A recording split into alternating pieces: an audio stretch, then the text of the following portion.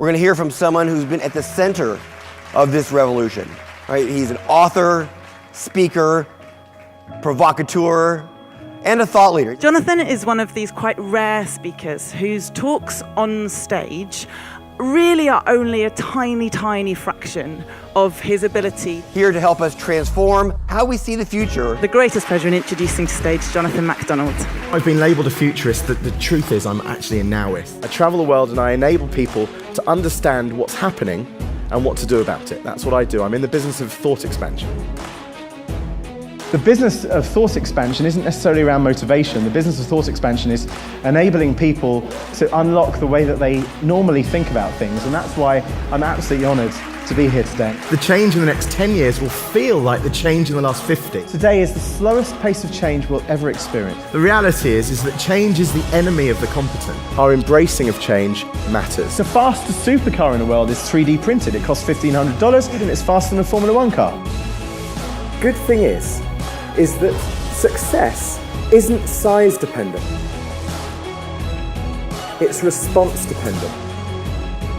The way we think generates our success.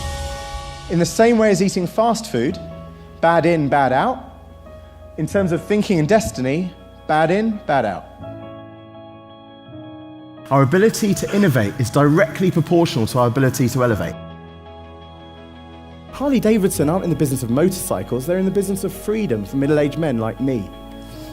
Wonder Bra aren't in the business of lingerie, they're in the business of self-confidence, do you see? So if we look at Airbnb, all they're doing is they're linking surplus to demand in a really accessible way.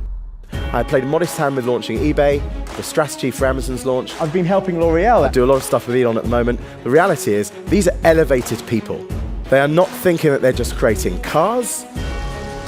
They're doing things that are a lot bigger.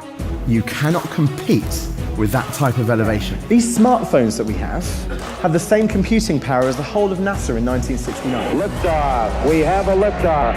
Liftoff on Apollo 11. We always overestimate the change in the next 10 years and we underestimate the change in the next 2.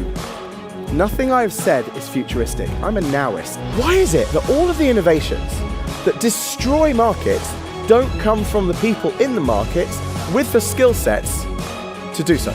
Kodak should have created Instagram, Nokia, connecting people, should have created Facebook, right?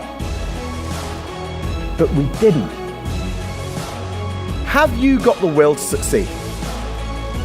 Because, my friends, when the winds of change are blowing, some build a wall and others build a windmill.